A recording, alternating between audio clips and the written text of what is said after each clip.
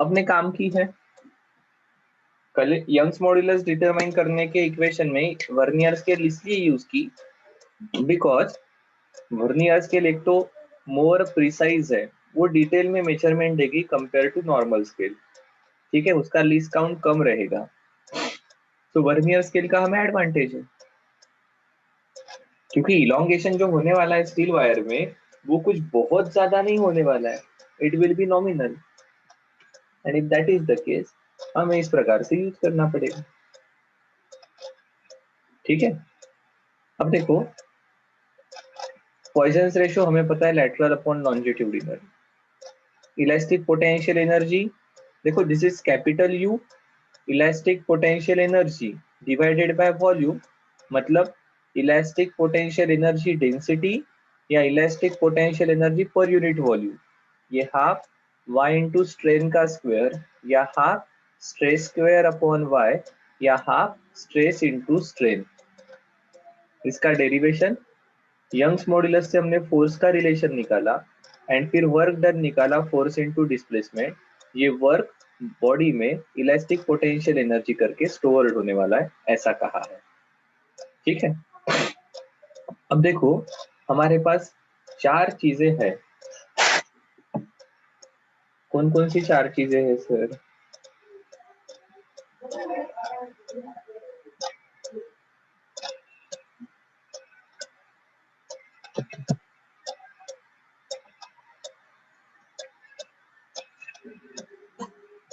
Y, Young's modulus, G modulus of rigidity,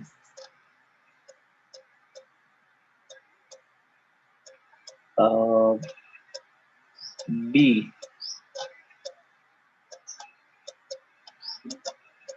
bulk modulus and sigma Poisson's ratio. अगर ऐसा है तो हमारे पास जो चार रिलेशन है वो है bulk modulus equal to Young's modulus upon 3 into 1 minus 2 into sigma. दूसरा रिलेशन है modulus of rigidity equal to Young's modulus upon 2 into 1 plus sigma. तीसरा रिलेशन है Poisson's ratio equal to 3b minus 2g upon 2g plus 6b। And चौथा relation है 9/y equal to 1/b plus 3 upon eta, eta की जगह modulus of rigidity capital. ठीक है, so ये relation Young's modulus, modulus of rigidity, bulk modulus and Poisson's ratio के बीच में है। इसका डेरिवेशन, इसका origin is beyond our range, हमारे रेंज के बाहर का है, तो अभी हम उसमें नहीं जाएंगे ये कहाँ से आए, बट हाँ जहां पर जरूरत पड़ेगी वहां पर हम इनको यूज कर सकते हैं। ठीक है, दो तीन चीजें ये भी ध्यान में रखनी चाहिए।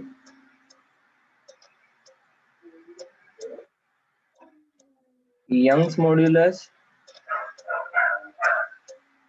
is applicable to solid only.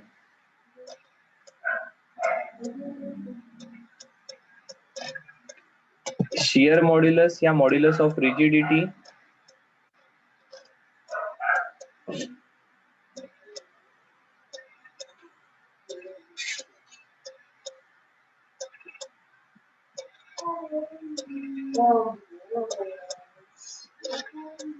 is applicable to solid only, while Bull's modulus is applicable in case of solid, liquid and gases.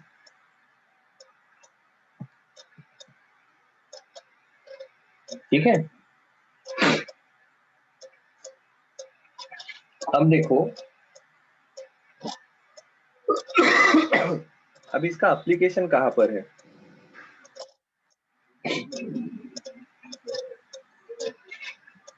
Application of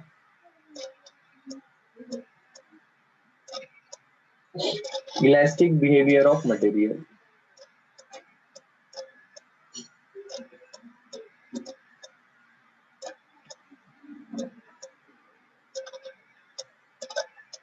तो एक्चुअली एप्लीकेशन तो सब जगह रहेगा इसका,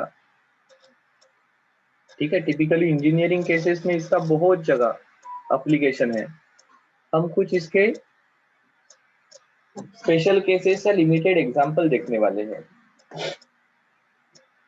part 1, it is related to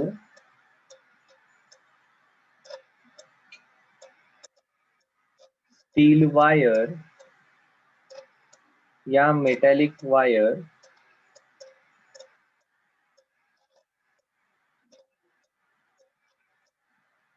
used in heavy machinery.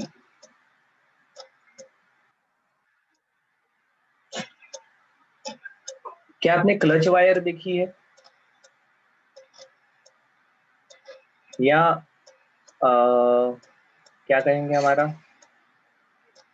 Crane की wire देखी है? क्या क्रेन का रूप देखा है?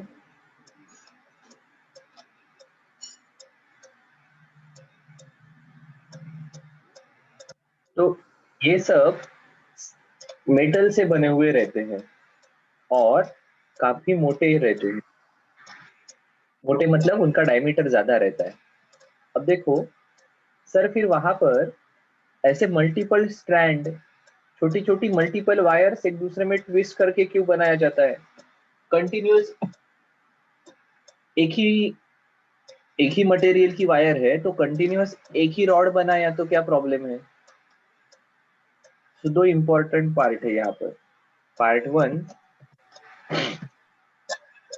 इज स्ट्रेंथ, जिसको हम कहते हैं यील्ड स्ट्रेस, और दूसरा है फ्लेक्सिबिलिटी.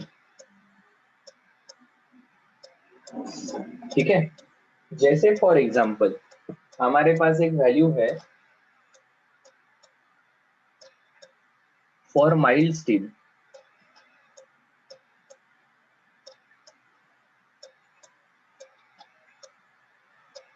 हमारे पास माइल्ड स्टील के लिए वैल्यू है yield strength is 300 into 10 to the power 6 Newton पर मीटर स्क्वायर. ठीक है, इसे कहा जाएगा यील्ड स्ट्रेंथ. और हमें जो वेट उठाना है that wait is 1 ton.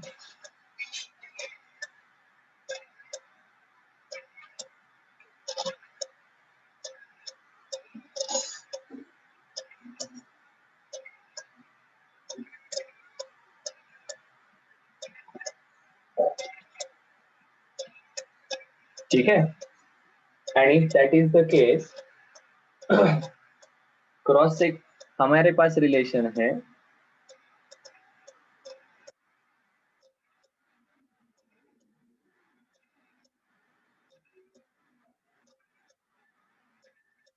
This is yield strength. हाँ, यील्ड स्ट्रेंथ मतलब स्ट्रेस है ये. ठीक है, कि इससे ज्यादा स्ट्रेस अगर डेवलप हुआ तो मटेरियल का यील्डिंग मतलब प्लास्टिक बिहेवियर शुरू होगा. ठीक है, तो यहाँ पर मैं S Y equal to force upon area, that is weight upon area, ऐसा कह सकता हूँ। ठीक है, सो हमारा स्ट्रेस ये हमेशा इससे कम रहना चाहिए, मतलब हमारा एरिया ज्यादा ही रहना चाहिए। This gives us area should be greater than weight upon yield strength, that is 10 to the power 4 upon 300 into 10 to the power 6। ठीक है, तो ये देखो ये हो जाएगा area should be equal to, मैं इसे 10/3 लिखता हूँ, 10 to the power 3, this is 10 to the power 8, ये ऊपर चले गए 10 to the power -5, so approximately this comes out to be 3.3 into 10 to the power -5। ठीक है, बट एरिया क्या होगा, pi R square, therefore pi into R square equal to 3.3 into 10 to the power -5। Pi से अगर ये 3.3 चले जाते हैं तो R square equal to 1 into 10 to the power -5, that is 10 into 10 to the power -4। अब 10 का रूट लेते हैं तो it is 3 point something, 3.3, and 10 to the power -4 का रूट अगर लेंगे तो 10 टू द पावर -2।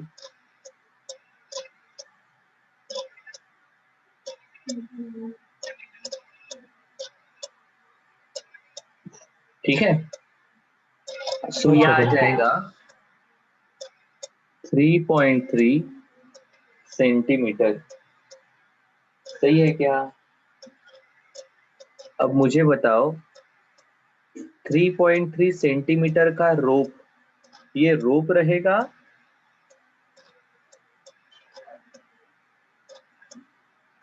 मतलब इसे वायर कहा जाएगा या it will be a rod? ये रेडियस है, मतलब डायमीटर लगभग 7 सेंटीमीटर। 7 सेंटीमीटर मतलब कितनी साइज है पता है क्या? 7 सेंटीमीटर मतलब लगभग इतना। हमारी छोटी जो स्केल होती है इट इज ऑफ 15 सेंटीमीटर, उसका आधा। अब मुझे बताओ इतने थिकनेस का अगर मैं मेटल का वायर बनाऊंगा तो क्या वो फ्लेक्सिबल रहेगा क्या?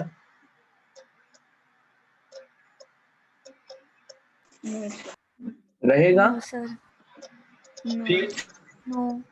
फिर अगर अभी स्टील के वायर से आपको, ये तो सिर्फ अपन कितना 1 टन वेट के बारे में बात कर रहे हैं, इससे ज्यादा वेट अगर उठाना है तो फिर काम कैसे होगा? और जो फिर क्रेन होती है जो तो ट्रक को भी उठा देती है, ट्रक का वेट तो 100 टन के, 50 टन 100 टन ऐसे बड़े बड़े ट्रक भी रहते हैं, तो फिर वहां पर क्या यूज करेंगे? इतना बड़ा वायर चाहिए तो ये तो रॉड बन जाएगा। हमें पता है इतने से भी डायमीटर का अगर स्टील का छोटा सा रॉड होता है तो वो फ्लेक्सिबल नहीं रहता है। ज्याला आपण सळाक वेल्डिंग के लिए जो यूज करते हैं वो फ्लेक्सिबल नहीं रहता है, तो इतना मोटा तो फ्लेक्सिबल रहने छोड़ ही दो।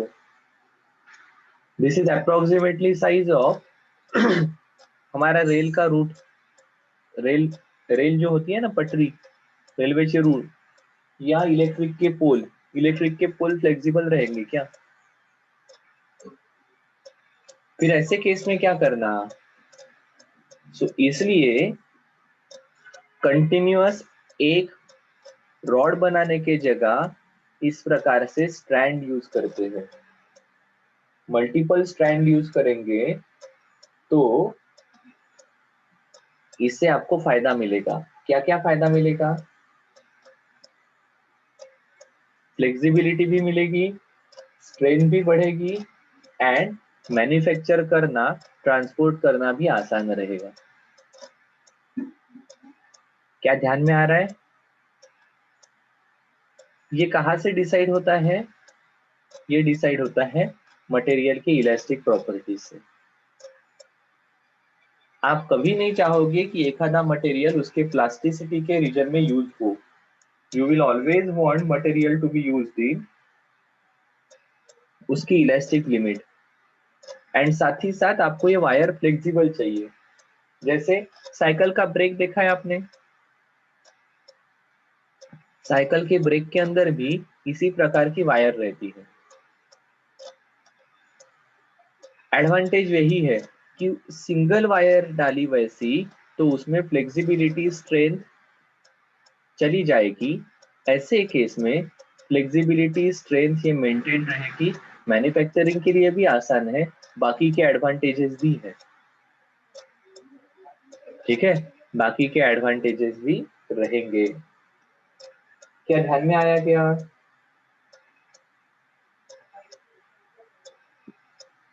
हाँ या ना?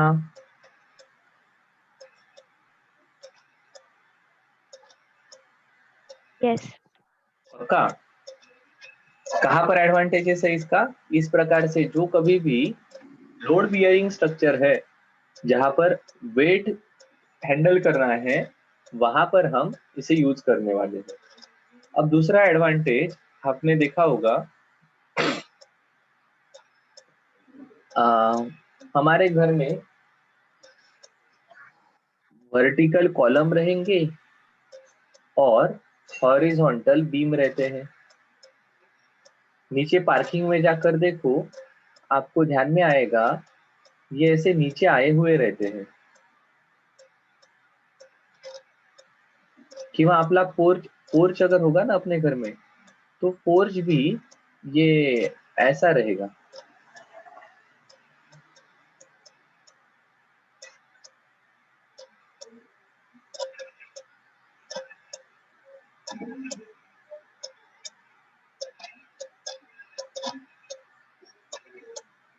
नहीं, डायग्राम निकालना जरा मुश्किल है। दो चीजें बता दो, एक है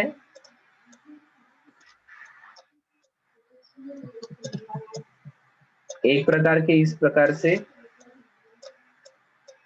जिसको अपन वर्टिकल कॉलम हॉरिजॉन्टल बीम, दूसरे सज्जा या लॉफ्ट।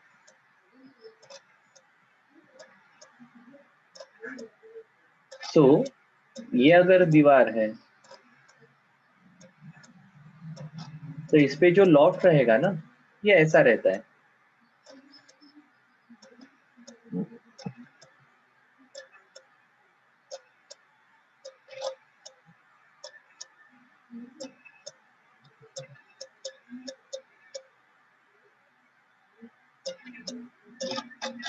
इस प्रकार से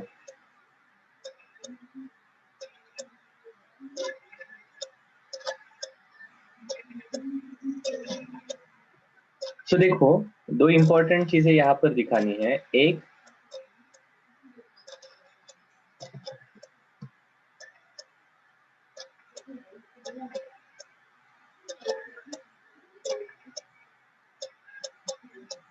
ये डेप्थ और ये हॉरिजॉन्टल रहेगी, दिस विल बी लेंथ। और ये जो बीम अपन दिखा रहे इसका स्ट्रक्चर कुछ तो ऐसा रहेगा ना, ये ऐसे नीचे आए हुए रहते हैं। आया क्या ध्यान में मैं क्या कह रहा हूं?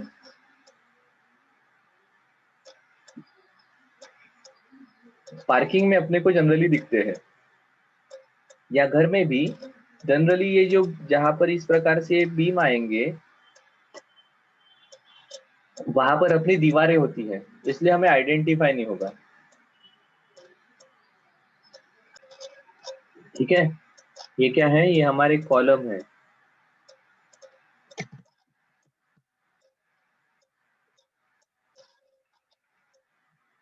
इसको अपन हॉरिजॉन्टल बीम या लेंटर भी कहा, कुछ जगह पर अपने से कहते हैं। ठीक है, अब इसकी टोटल लेंथ है L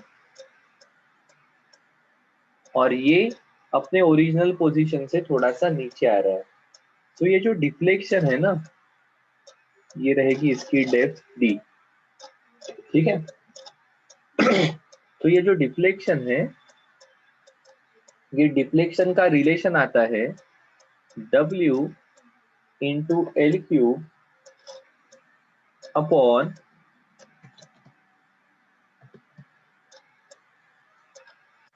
4b d cube into y, where w is यहाँ पर अटैच लोड रहेगा।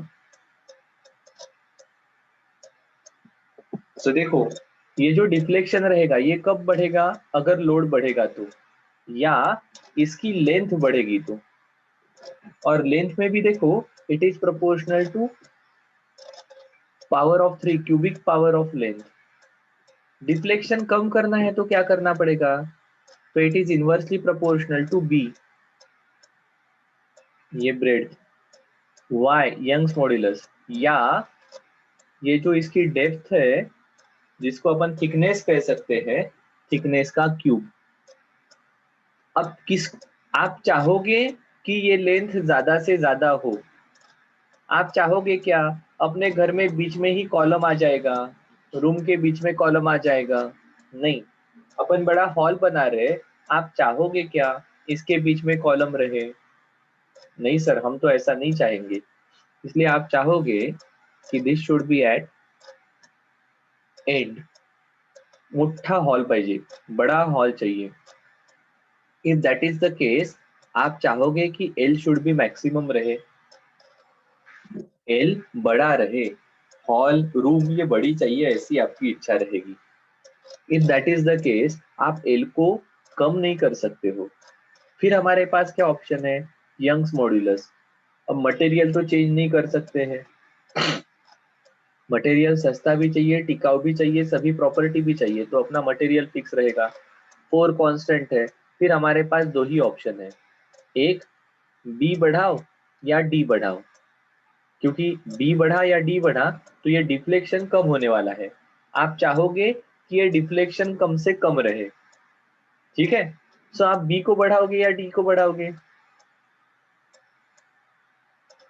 सर ऑब्वियसली बी को डबल किया तो डिफ्लेक्शन आधा हो जाएगा, डी को डबल किया तो डिफ्लेक्शन 1/8 टाइम हो जाएगा। सो हम डी बढ़ाते हैं, एंड दैट्स वाई जहां पर ये W ज्यादा है और L की वैल्यू ज्यादा है, वहां पर आप इस D को बड़ा ऑब्जर्व करते हो, ठीक है। सर W क्या है? लोड, इसलिए देखो जैसे किसी ने तो बीच में ठीक से कहा था कि सर इसको ऊपर का लोड सस्टेन करना है, ऊपर का लोड इसको बैलेंस करना है, पूरे स्लैब का लोड इसको लेना है, इसलिए इसकी डेप्थ ज्यादा है।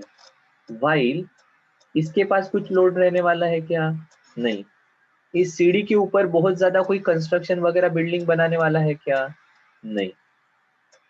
इस पोर्च का जो सामने आया हुआ पार्ट है इसके ऊपर कोई लोड है क्या, नहीं।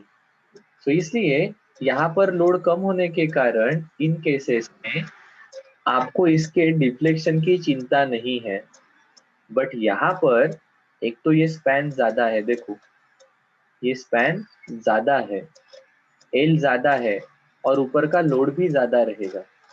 तो ऐसे केस में इसका डिफ्लेक्शन ना हो, इसके लिए आप इसकी थिकनेस बढ़ाते हो।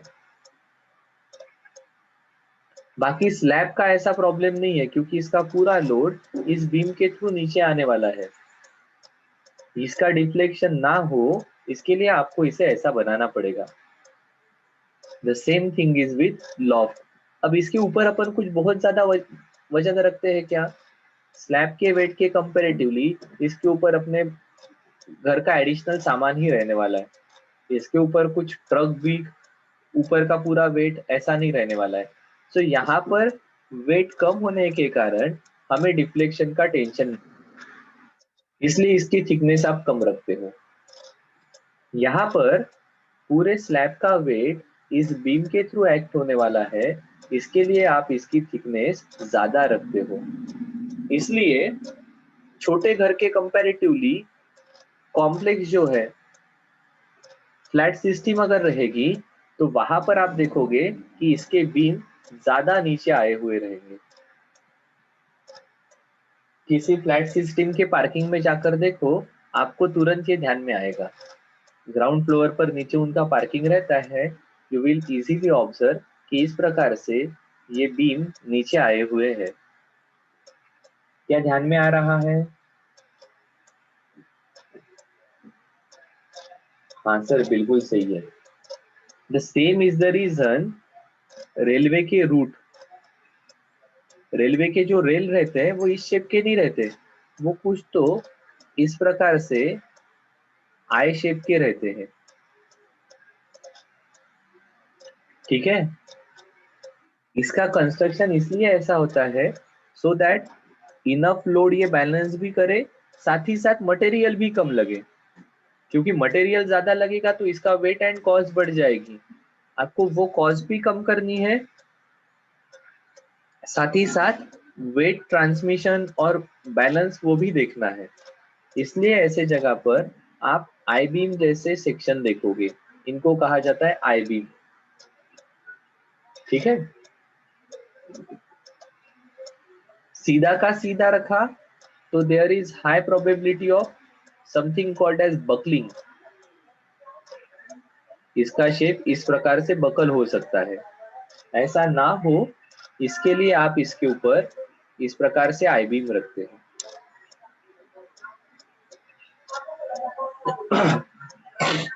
आया क्या ध्यान में? हाँ सर, ध्यान में आए। So these are all detailed application of elastic behaviour of material. ठीक है, नॉट ओनली दैट, माउंटेन की हाइट जो है वो भी माउंटेन जिस मटेरियल से बनता है उसके ऊपर डिपेंड करेगी। ठीक है, उसका बेस का एरिया कितना होना चाहिए, कितना वजन आने तक ये जो माउंटेन क्ले से बनेगा, सैंड से बनेगा, स्टोन से बनेगा, वो सस्टेन करने वाला है, उससे ज्यादा वजन अगर आता है, बिकॉज ये अगर पहाड़ी है तो ये ऊपर के पूरे चीजों का वेट नीचे एक्ट होने वाला है, so there is high probability कि ये फोर्स के कारण इसका शेयरिंग हो जाए। ठीक है, इसलिए अर्थ के ऊपर जो मटेरियल है उसकी इलास्टिक लिमिट, शेयरिंग लिमिट ध्यान में रखते हुए उसकी हाइट कितनी रह सकती है ये भी हम इवेल्युएट कर सकते हैं, ये भी हम कैलकुलेट कर सकते हैं। ठीक है, सो ये जो सभी हम हमारे आजू बाजू में चीजें देख रहे हैं उसमें कहीं ना कहीं हमारे मटेरियल के इलास्टिक बिहेवियर का रोल है। ठीक है,